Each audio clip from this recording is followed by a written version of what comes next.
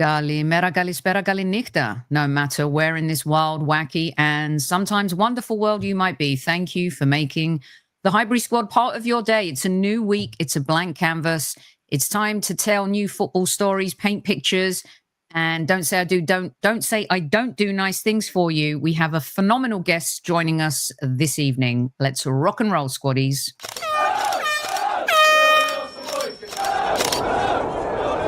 Mind the gap between the train and the platform. Please stand clear of the discussion doors. The next stop is Highbury Squad.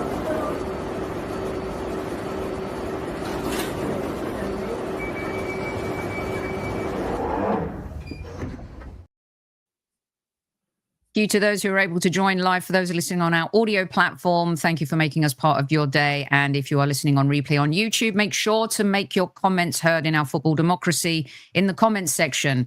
I am joined by one of my favorites, back to kind of co-host with me tonight, I think, is the founder of the Arsenal Opinion podcast and author-writer LEGROVE, is Pedro. Welcome back, Pedro. Welcome back to Squad Central. Thanks for having me on. And a great guest we have this evening, former FIFA referee and the boss at PGMOL, Mr. Keith Hackett, making his debut on Squad Central. And we're so happy to have you here, Keith. Welcome. Delighted to be on the show. Welcome to the squaddies in chat. Make sure you behave yourselves this evening. Keith, I want to start at the tippy top before we get stuck into some of the, extraordinary talking points this weekend. It's something I hear all the time about referees, and that is they're under so much pressure. And of course, there's a lot at stake in the modern game. You were someone that's managed at the very highest level some of the biggest games in football. And I just wanted to get your take real quick. Did you feel a tremendous amount of pressure managing in these big games? I think this one here is the 1990 original brawl at Old Trafford that you were refereeing. Did you feel pressure? No, I think that, when we start refereeing, we're in the local parks, one man and a dog, usually watching, and the odd parent. But I went through 12 years of grassroots refereeing. I never gave up grassroots refereeing. So I might referee at Highbury, and on the Saturday and on the Sunday, I'd be two pub teams. That's how much football is a disease. So, I started refereeing in 1960, finished in 1995, 96. Still then went on for a couple of 3 years refereeing at grassroots level. And in that time, I'd refereed in 35 countries. I'd met royalty and presidents. I can remember refereeing in Gdansk at the height of the uprising, meeting Lech Walesa. That was Gdansk Juve. I can remember on Unification Night refereeing the last game between an East and West German team, Chemnitz, and then driving and watching the wall come down. So football for me is a disease, like it is for most people. I decided as a fan and not a very good player to take up refereeing, and then became the boss of the PGMOL for a number of years. I introduced communication kits. After watching Spurs score a good goal at Old Trafford, when Roy Carroll dropped it a metre over the line, I then started the process of goal line technology. I wrote with Paul Trevelyan, the artist. He's just done a super book on Spurs, and I think Arsenal's in the pipeline. You are the ref. So I have that, if you like, that enjoyable career in football. So football's taken me to places that you wouldn't normally go, and I've had an enjoyable career. But when when you're walking out on grounds like Highbury, what an honour, what a pleasure. When you look around and you've got Big Tony in the middle, you've got Seaman in goal, and you've got Ian Wright. These are players who but you don't know in that sense, but you're sharing that same feel as them, and you've got the best seat in the house. That'd be Ricky Avia, that'd be George Best, that was Maradona. And I've been very fortunate in that career. But pressure, no. Because if you can't stand the heat in the oven, get out. The one thing you've got to do in refereeing is remain calm and not lose your head. You showed a clip there of Arsenal Man United and the big blow up. As that's going on, I'm saying to myself, well, if I send one player off here, I've got to send 21 off if I'm fair to everybody, because you can't absorb all the information at once. And so I wasn't going to pick a scapegoat. I just went, right, what I'm going to do is keep the players on, sort it, get it back to a norm, and then report the matter afterwards, which I did. So that was about 16 seconds of mayhem. I kept my head, one or two lost theirs, but they quickly gathered. But you know, when you look at these incidents, it's about passion. It's about a willingness to wanting to win. And football in my era, and I don't think now, I mean, it was never boring. It had loads of personalities. Very interesting. Pedro, I'm going to swing it your way because Keith, Pedro wrote a really great article, which, by the way, everyone, we've got pinned to the top of the page. I'll send it to you, Keith, as well. It's in the description of our show. And I thought it was very fair and balanced. And I'm just going to let him kind of take it away from here because I know that he's got a lot of questions. He's written about PGMOL, MOL before. He's been on the show. We've discussed a lot of the incidences. And one of the things that we see things not through rose-colored glasses here, this isn't an Arsenal issue. I said on TalkSport last night myself, I felt like this is a Premier League, every single team issue. Pedro, over to you, mate. Yeah, Keith, great to meet you. So I've been trying to think of a theory of, or a clarifying point as to what the core issue is with. I'm going to call it PGMOL because it just rolls off the tongue a little bit easier today. And where I landed, where I think all teams can probably rally behind because the standards really have dropped recently, is the corruption of the game that has been happening. Is there are two parts to being a referee as I see it, and I'm obviously not an expert, you are, but there is the execution of the rules of the game. Yeah, everybody should have a sort of a generally standardized view of how you execute those rules consistently across the game. Correct. And I think we're lacking there. And then the second part is there are norms of the game. There are things that happen in the game where you could do something really crazy if you wanted to, but most don't. And where I think the worst decisions are tending to happen with the same referees, Michael Oliver in particular, he will execute norms of the games to extremes to preserve teams from suffering consequences. So I'm thinking about Kovacic and those two horrendous tackles he made against Arsenal last year. He went out of his way to not ruin the game. And if that was a consistent view in football, I think we'd all agree. We don't want big games ruined by red cards if we don't have to.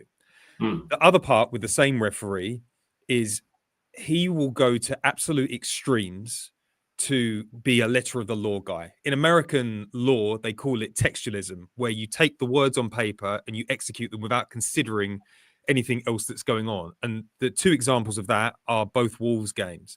The first one is giving Martinelli 2 yellow cards in the same passage of play. Yes, you can do that, but it is an extremist view. Or giving the red card for the trip at the weekend. Can he do it? Absolutely, but should you? And I feel like you can either be a person that wants to preserve games and wants to preserve the norms, or you can be letter of the law. But when you're both, dependent on whether you like teams or not, that's where the problems have come. So I just wanted to get your take on norms and the execution of rules. Do you think that this is kind of where the problem's going? Because I don't like the idea of incompetence sitting at the core of the best referees in the country. I think you make some valid points. I think what I've seen, it sounds as though I've got a chip on my shoulder. Look, I retired from the role of PGMOL boss to take up the role of referee ambassador with the Premier League. I want to see the very best referees. When I took over the PGMOL, which remember is funded by the Football League, the Premier League, and the FA, and it's an independent company funded by those three parties. They sit on the board of directors, and the general manager, which I was, and Webb, will report to that board. And yes, I think under the replacement of Mike Riley, when I left, I said at the time it was the wrong choice.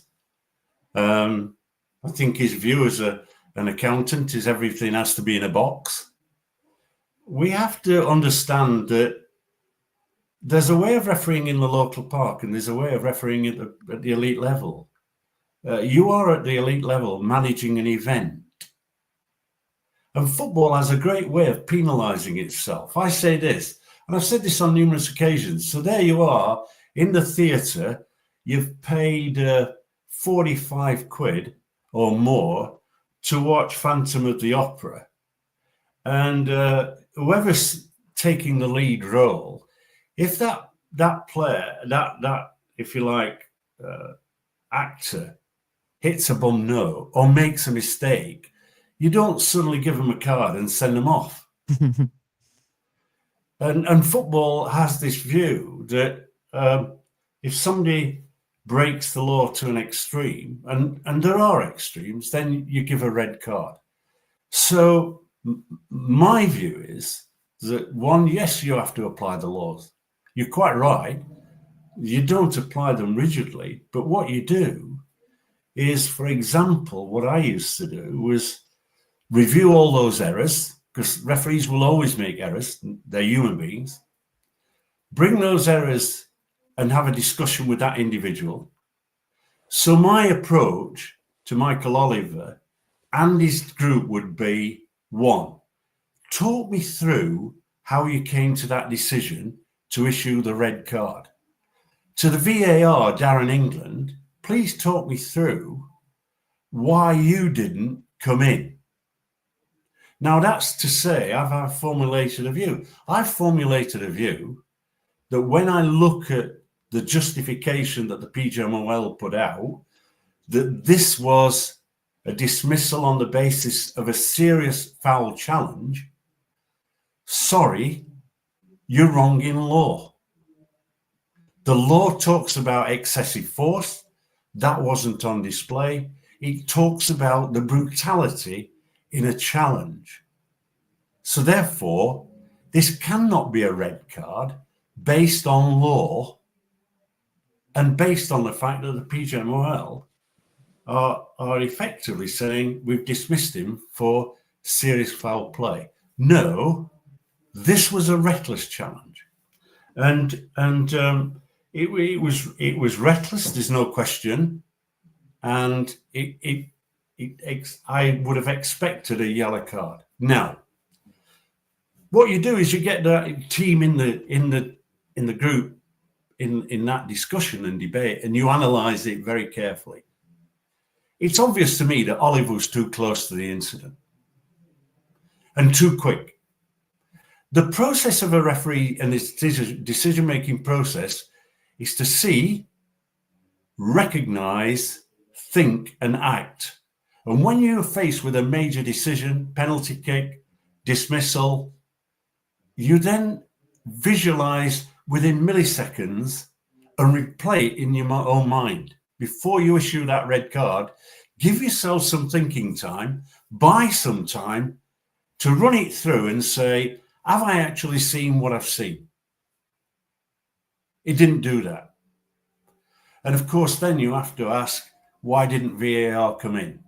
And I believe, and people shoot me down, they don't like me saying what I think. I just think that, and I've said it for years now, I've said that the panel of VAR operators should be independent. They shouldn't be colleagues of the referee. They shouldn't be mates of the referee, because there's then a degree of a lack of professionalism that could come in. And of course, you've got this thing that Oliver is alleged to be number one. I've said on numerous occasions he's our number one. he's not my number one at the moment. So you've then analysed with that team and that group that situation. You then get all your referees together at SG1, the Premier League referees. You meet on a regular basis. You bring these topics up, and you have a debate and an argument sometimes. But what you do is you go out of this room and you say, look, faced with a similar decision, the outcome is this. So in a way, yes, you're preconditioning, but you're actually using, if you like, just like the coach at corner kicks, you're preparing to understand and apply the law accurately. So I agree. I think when colleagues of mine in the past, we talk and chat, I think we all agree that there is a clear decline in the standard of officiating. People didn't like Graham Poll. People didn't like Mark Clattenburg. They perhaps at times didn't like Mark Halsey, Jeff Winter, Paul Durkin. These were referees that I encouraged and brought into the scene and managed effectively. We got together and we got a degree of consistency about the application of the law. Now, yeah, it's a pendulum. What you have to do is you have to, when you're refereeing, and I'm going off piece here, I'm going all over the place. No, I'm loving it. It's great. Right. So you've got a football match in front of you, and you're going to referee Arsenal against Spurs. What you want is, you know that you're going to be challenged in that game. You're prepared for that. But ideally, if you think of a kettle, what you want is you want it bubbling. You don't want it steaming. You just want it bubbling, because that's when you get the best optimum performances and passion coming through from referees. You run alongside the player who's going a bit off cue, and you just shout to them, look, I want a bit of an improvement in your behaviour. Or you go and say, look, I've seen enough now. And you're managing behind the scenes. You're working hard at communication. At the point that player's not got the message, you then have a public review. You bring the captain across and you say, right, fine. You now have got the warning in terms of the potential action that you're going to take. I don't see much of that. I was at Man City on Saturday. Look, it's my first Premier League game in about a year, live.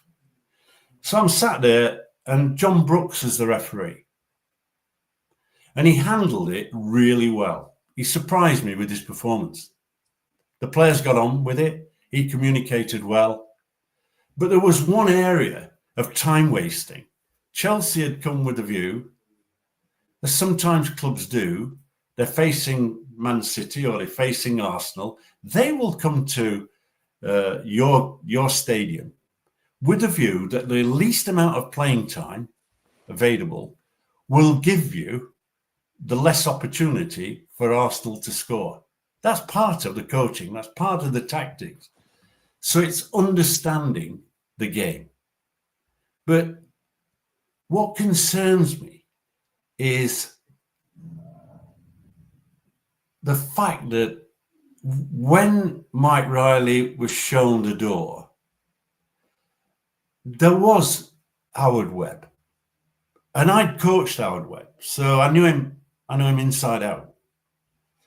I left, the turnover was 5 million. It's now a 33 million pound turnover business. It's a huge amount of money.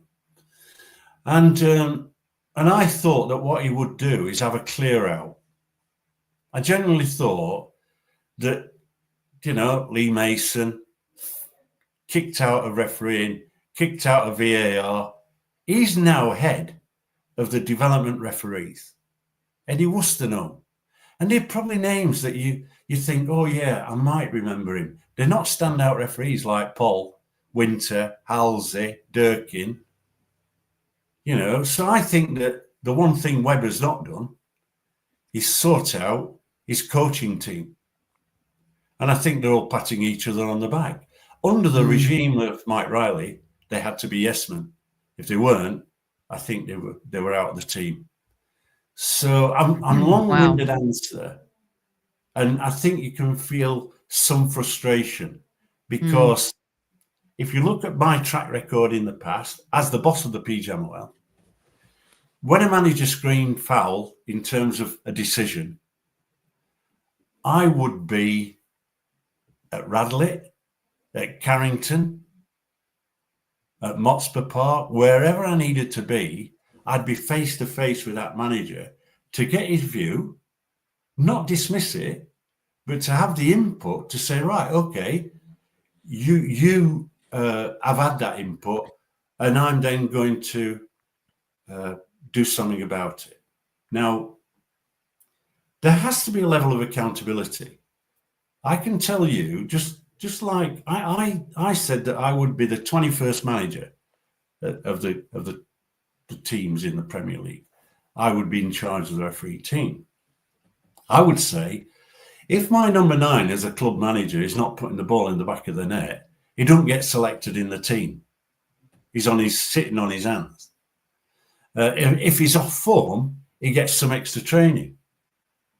It's no different in refereeing. So when I took over from Philip Don, I had a number of referees who I thought were good Championship Football League referees, but not good enough for the Premier League. And you have to then be the boss, and you have to make some tough decisions. And I find it difficult to see how the PGMOL spokesperson, and that must be, I think, Howard Webb, who's a former colleague and a friend, but I don't see how he can stand up and justify that was a dismissal for serious foul play, because it did not meet the criteria of serious foul play. Lots of referees don't agree with me, by the way, but I'm saying, well, justify the excessive force, justify the brutality in what in effect is a trip. And it's at worst unsporting behaviour for which it's a yellow card offence. So my advice to Arsenal, and I hear that they're going to bring clips of other incidents involving other players, that how they've not been dismissed, fine. Stick to law. Talk about, and the law states, and I'll try and find it for you. Bear with me. The law it's law 12. I'm trying desperately not to No, I mean, you've got our audience captivated, and for us to hear someone who's refereed at the highest level and was the head of PGMOL. I mean, this is fascinating stuff. You have to bear with me. For some unknown reason, read all. I think he more than answered your question as well, Pedro. Sure. I mean, so I want to read out, and I want you to think about that challenge. So the PGMOL are saying serious foul play. Serious foul play is a tackle or a challenge that endangers the safety of an opponent or uses excessive force or brutality, and it must be sanctioned as serious foul play, which is a red card. Any player who lunges at an opponent in challenging for the ball from the front, from the side, from behind, using one or both legs with excessive force or endangers the safety of an opponent is guilty of serious foul play.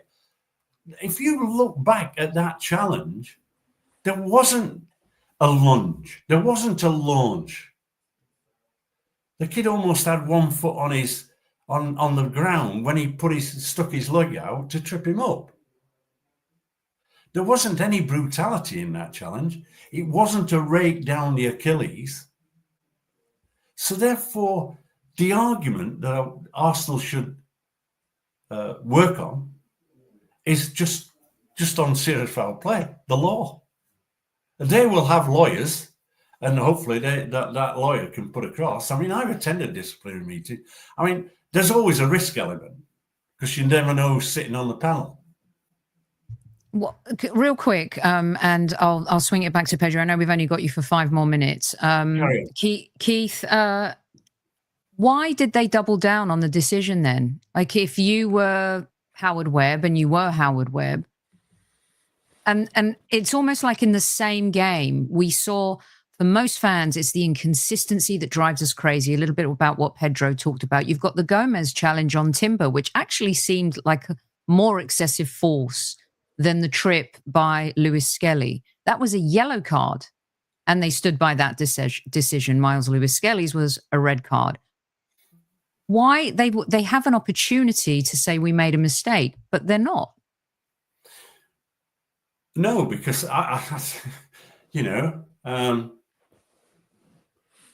look, I come from a background of being a sales and marketing director of a 100 million pound turnover company.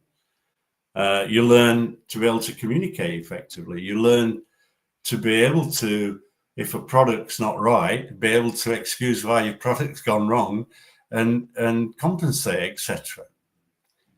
So running a 33 million pound business has lots of demands. There's too many people who are not good enough for that organization. It's as simple as that. There's too many managers, not enough chiefs. There are some good referees in the SG group, but they're not fulfilling their potential. They've got lazy because VAR is not working. We could have a whole debate for 3 hours about VAR, and I can tell you why it's not working. It lacks independence. It's a relationship problem between referee and VAR, in my opinion. And I think this has been the problem in relation to this Michael Oliver decision. I was shocked today when Dermot Gallagher, who's normally the spokesperson in a sense for the PGMOL on Ref Watch and sides with the referee more often than not, today came out and very clearly said this challenge was reckless, unsporting behaviour and a yellow card. Now that says it all for me. So somewhere within the PGMOL, they're trying to justify the fact that Michael Oliver is number one, and they're not gonna manage him. To be honest with you, it's the manager of the PGMOL whose neck is on the line.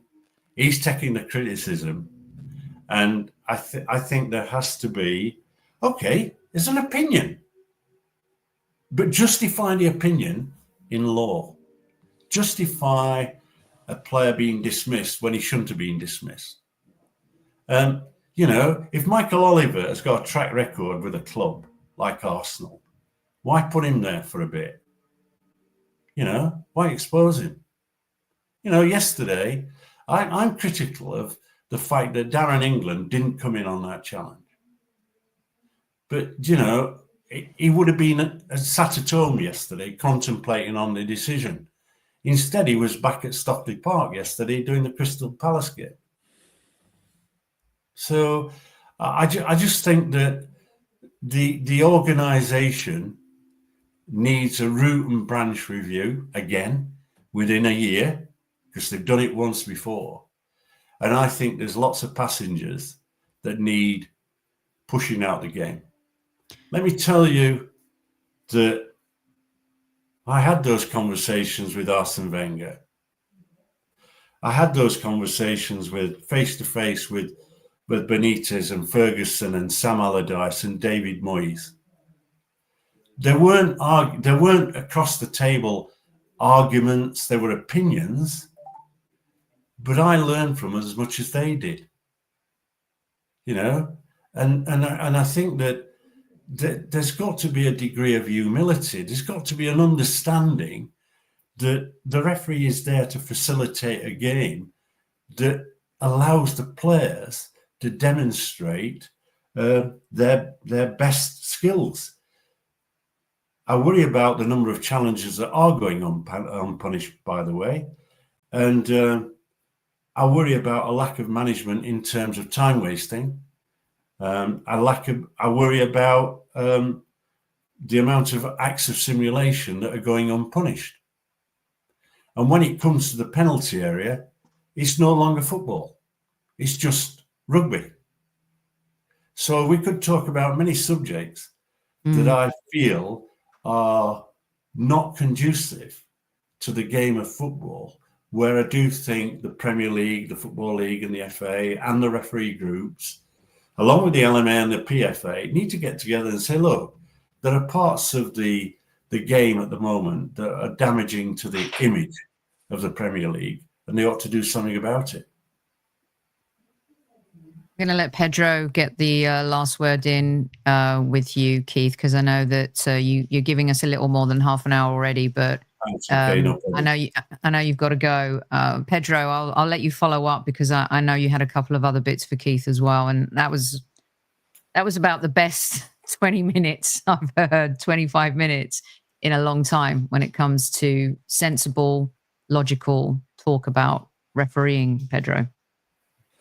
Yeah, maybe this is an inflammatory question to ask, but I feel like the media is wrapped up in this idea of it's just a mistake and everybody makes mistakes. But I think, as you alluded to, that if you worked in sales and marketing, you'll know that you'll probably be a data guy. You look at all of the numbers, you look to assess patterns, and you make judgments based on the patterns that you see. Michael Oliver has given Arsenal more red cards than any other team in the top 6, any other team in the league. He's given us, I think, the most yellow cards, more penalties against us, less penalties are given to us than any other team. So when you see him make these egregious decisions that a top referee shouldn't make, you've got to want to make those decisions. Like, you have to know that making a decision like that, something that you personally have never done before, something that you won't do against Manchester City, you know exactly what you're doing because you are at the top of your game, and you know that a red card like that rarely happens. You don't want to go to the TV. You don't want to like second guess yourself. Do you think there's something wrong with the culture that Howard Webb is setting, where it's very individualistic versus a collective, sort of having a collective vision? Like, I always wonder, when you say there's inconsistency in decisions, that usually means there's a lack of clarity from leadership about what the expectations are. I am struggling to see, based on the comments that have come out recently, like, is the view that we want to run the fairest possible games? Is the view that we want to be that we don't want to be seen anymore, that we don't want to be center of attention? It doesn't feel like there's any sort of guiding principle that Howard Webb's working off of, and his main solve since coming in seems to be cozying up with media personalities. Troy Deeney came out today to say that he will get rounded upon by referees if he goes too hard at them in the media, and I just think it's like, you're not really focusing on the core of what you're supposed to do here. So I wanted to get your take on the culture that Howard Webb is setting with these things that he's saying in the media. Yeah, I think that one of the things that was a penalty to me, but one that I insisted on doing, was to have transparency. And, you know, I mean, I've been absolutely hammered in parts of the media this week because I said that I would put Michael Oliver on a 2-week garden leave, and I think they were surprised that I was taking that line. I said that in a column in the Daily Telegraph, where basically he needs to be taken out of the game along with his mates for a couple of weeks for him to reflect, but to take him out of the oven, the heat, to actually give him operational advice. There's an arrogance that's come into his refereeing. You know, there's a lack of humility. I don't go with the referees that stand in the cop end of their. I was a supporter of Sheffield Wednesday, but I didn't. You know, I'm a referee. My main aim always was referee. So I'm quite clear that there is a lack of leadership. There is a lack of direction. That the ship was sinking under Riley, and I don't think much has been done to rectify that. It's become almost like that. I mean, look, the referees who were instructed under Mike Riley not to have contact with me. I mean, I have more contact with referees overseas than I do with English referees now. I don't worry about that. What I do see is coming out of the PGMOL, a lack of accountability. I'm telling you, with a decision like this weekend, I would have had Richard Scudamore ringing me and saying, I'll see you in the office on Monday morning. And you went in that office and he would say to you, explain to me how your referee has made such a mess of a decision. On occasions, I would say to him, this is the law and this is how he applied it. But if I didn't and couldn't justify it, then, you get a bit of a trummeling from him. And I think that the PGMOL need a root and branch review. It needs to think very carefully of its role in football. And I think we're talking too much about referees and not enough about the quality of players that we see from time to time. But that's because they're making too many errors. I think a couple of months ago, Howard Webb came out and said the VAR had made 2 errors. 2 errors. And that weekend, I'd actually reported on 5 that weekend. So, Keith, I think your most important point that sums up the culture of PGMOL, I can't say it very quickly. In the 2023 season, 17 Premier League managers were sacked, lost their jobs for not hitting the standard. Greatest league in the world, 17 managers sacked in an entire season. One referee was sacked, and he got a job 6 months later training referees. He was so bad, he got sacked, which almost never happens, and now he's back training the referees. I know what you mean. Does not have a high performance culture. And correct. Referees should have a high performance culture. Well, look, you should not have got criticism for saying that a referee that has ruined an event, as you put it, has ruined an event with an out of this world decision that has the whole football world disgusted, and you get criticism for saying that he should sit down for 2 weeks. In any other job, that sort of behavior loses you your job. Yeah. Well, I mean, the reason is that I think they're failing to understand that this is a business, that you are a service provider to a competition, that you want there's got to be a dynamic that says, I want the very best. Now, it was easy when I took over from Philip Dunn. I just said, right, I'm going to benchmark our referees against Pierluigi Collina. Everybody regarded him as the best referee in the world.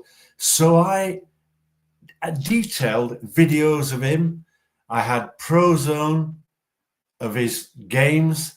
I wanted to see everything. That became the benchmark that a car manufacturer would do against the competition. A furniture manufacturer would do the same against competition. It's no different. So I think it's a basis of a determination that you want the very best and you want it every game. And what we've seen is that I think we went through a period of blaming VAR as the problem.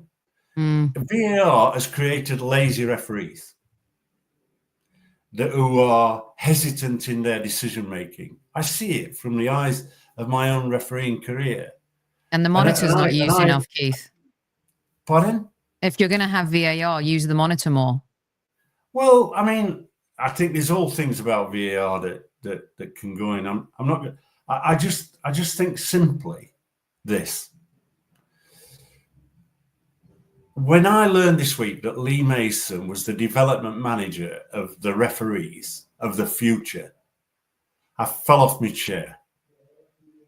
I couldn't Wow. believe it. This is, as you say, a referee got kicked out, went into VAR, got kicked out of this. You don't find jobs for the boys. And one referee who actually says it as it is and was also kicked out is Mark Halsey. It's a natural that he should get a role within that organisation, but they don't want him because he says it in a similar way to me, that even though he knows them well, he's capable of saying, you've got that one right.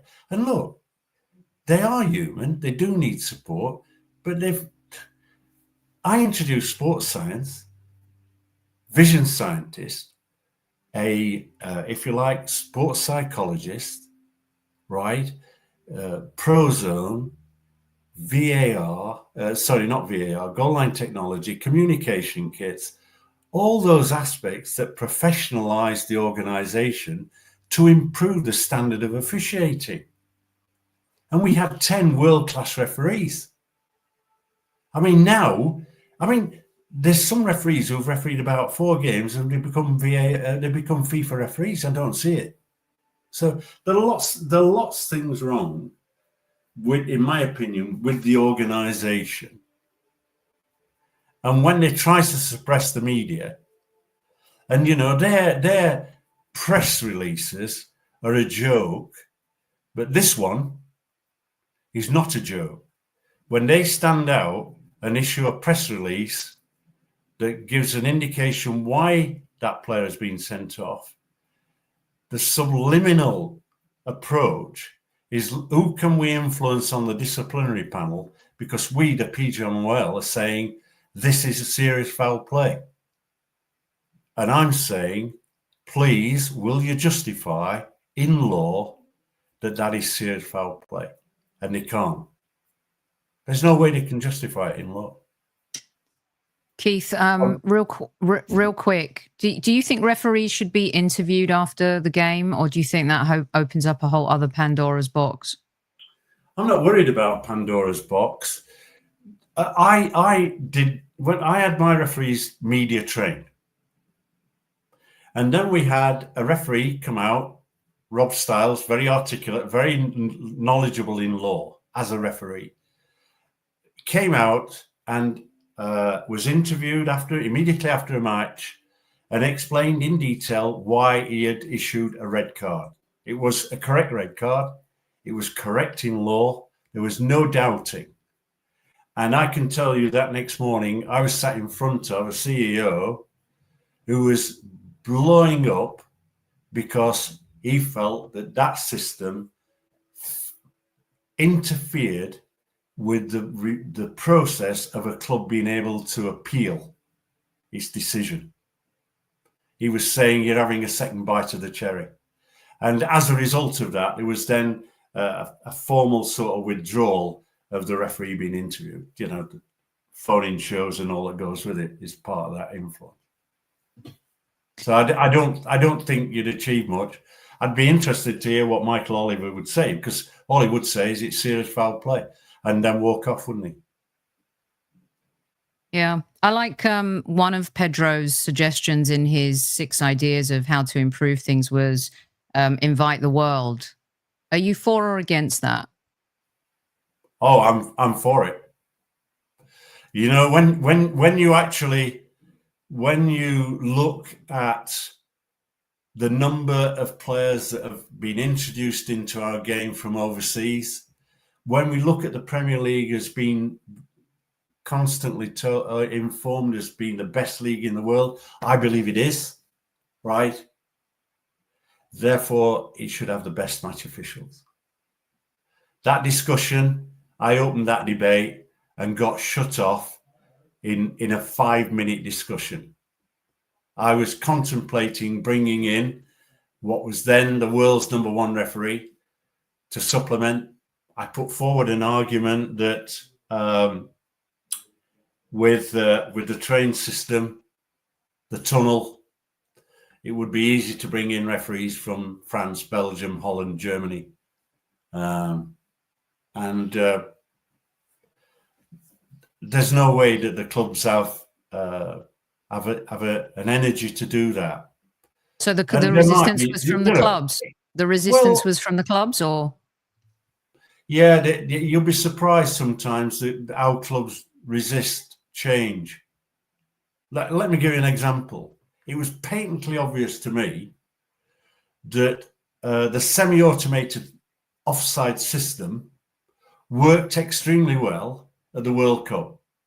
So much so, I would have said, we need that. The Premier League took the view, we'll wait. It's still not in. Tell you why it's not in? There's a commercial problem. We play with a Nike ball. The current system operated by UEFA and FIFA is the Adidas ball. It has a chip in. It has its own independent camera system and it uses AI. It's very accurate. It doesn't rely on people drawing lines, etc. It speeds up the process on average by 13 seconds. So it should be in. We were informed, the football was informed, it would be in this season. It's not in. And I've got a good idea it's not in because they're still experimenting with Apple cameras and trying to get a system that works. Why not just buy it off the shelf? We paid them the top dollar for players and invest in grounds and everything. We're paying 33 million. When I tell you in my year it was 5 million. And yes, inflation would take it up, but it wouldn't take it up to 33 million. And there are all aspects, aren't there? There are aspects that I feel need to be challenged. And I think refereeing and who referees games should be challenged. Certainly, I think VAR would be helped with semi-automated system. But as I've said before, the clubs sometimes don't want it. Remember that VAR was in operation for a year in America before it was introduced into the English Premier League. Mm-hmm. Not very successfully either. That's the story. Do you have time for one more from us? Yeah. Pedro, do you have one more for Keith that you want to follow up on before we go? And Keith, do you promise to come back to just do a Q&A with our listeners because they're firing off a whole bunch of stuff in the live chat? I'd be happy to come back and extend the interview. It's just that you caught me on a lovely. I'll let Pedro take the last one here. And if Pedro is not happy with my answers, then I'm quite happy to continue the debate. If I'm not happy with your answers, Keith, I'm going to wait until you leave and I'm going to say mean things. My last question. One of my suggestions is I feel like the Premier League superstars earn an absolute fortune. 3 million, I think, is the average salary. The average salary in the Premier League. It's absolutely outrageous. I think a top referee getting all the big games can earn up to 190,000 a year. Top level referees maybe make it at about 35. They've got a playing career or a refereeing career that ends at about 45. One of my hot takes on referees, and people don't like to hear it, I do not think they earn enough money. Like, a referee can be one of the most famous people in England and can be categorically hated across fan bases. They can go and get abuse, going to buy a packet of sausage at the shops.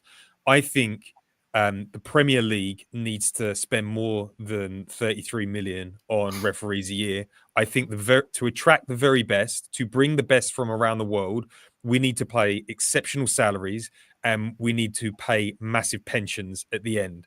I think if you look at the Premier League, the easiest way to affect the results is to target the people that earn the least. And I'm not saying anybody has taken a bribe in the Premier League, but we have seen umpires compromised across all sorts of sports around the world. And when you look at David Coote, who unceremoniously sacked, he's got to find another way of earning a living. And David Coote did some bad things, but I think referees should retire comfortably. And I think part of the problem with referees is the only way to get that seat in the Sky Sports studio or get that column with the Daily Mail. And I'm not talking about you here, but you have to be a face.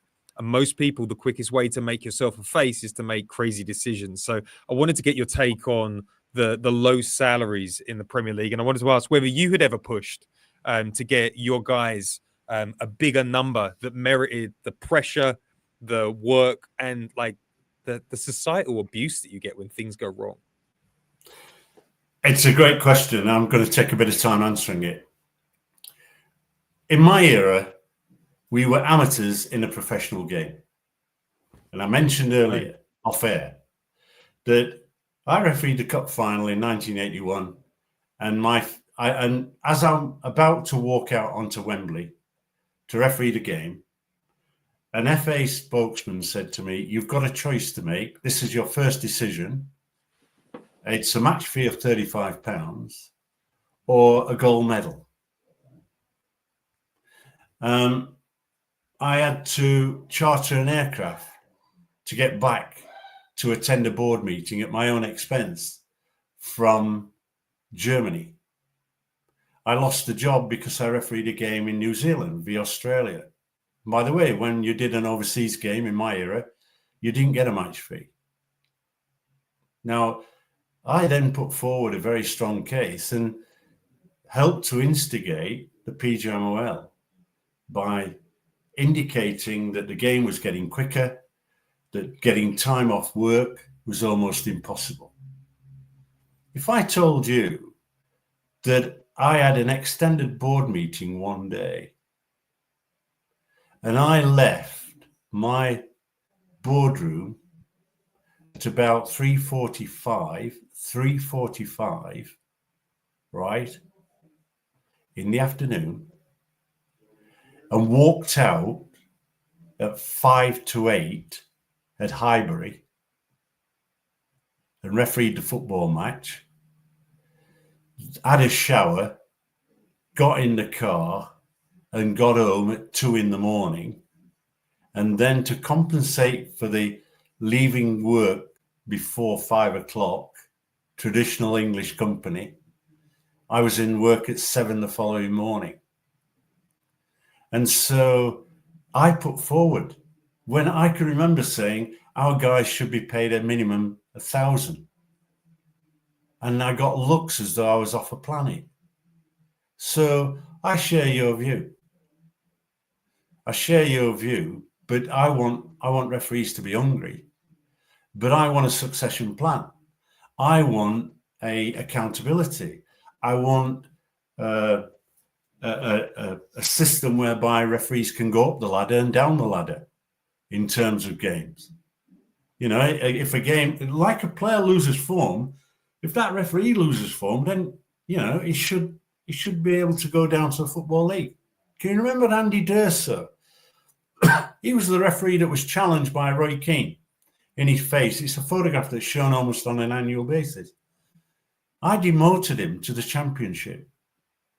He became a very good Championship referee. A nice guy. Matt Messias, a FIFA international referee, I kicked him off the panel because he'd lost form. Uriah Rennie, we dropped for a year into the Football League. They're not, these are not badges of honour. These are about ensuring that the best performers are in form and on form. So the answer is yes. I think that the Premier League should pay more. But my expectation then of delivery of performance would be even higher. Keith, real quick. I totally agree about what you've said, and Pedro's question's great about, you know, paying them handsomely and stuff. I got to get this one in though before we go.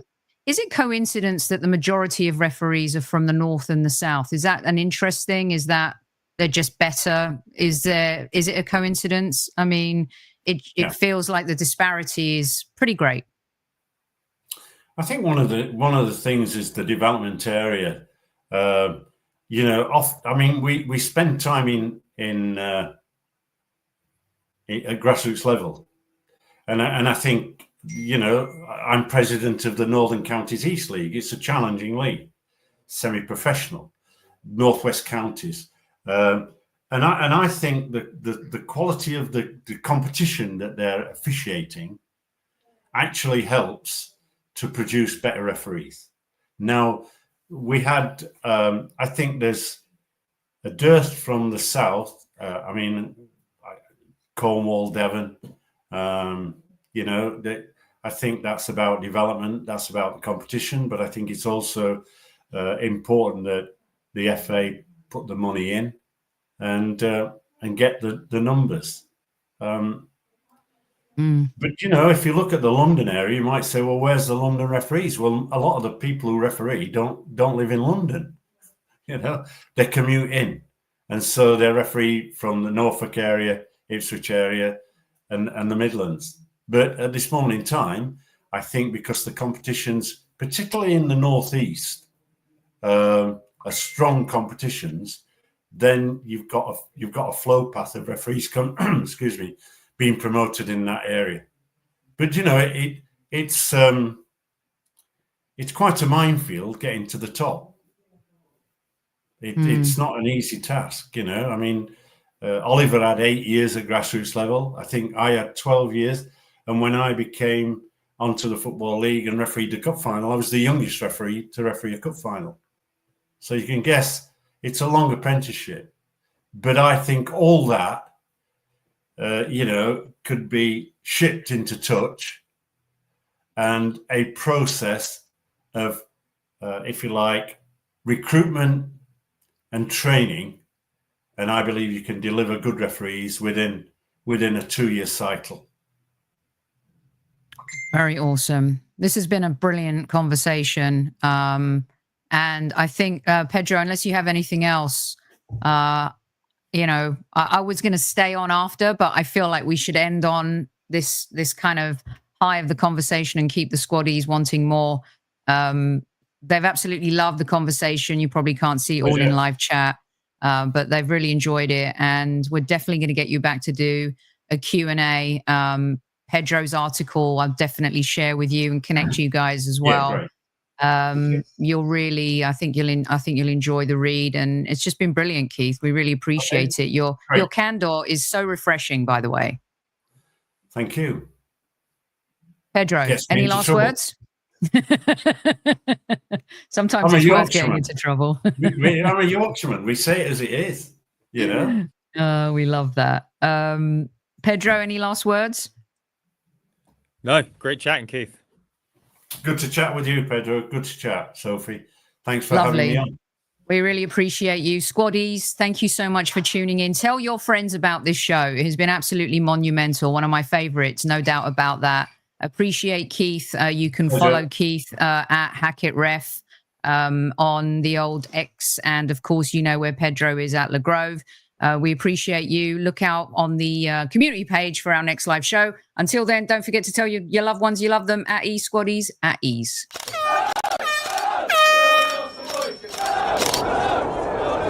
Mind the gap between the train and the platform. Please stand clear of the discussion doors. The next stop is Highbury Squad.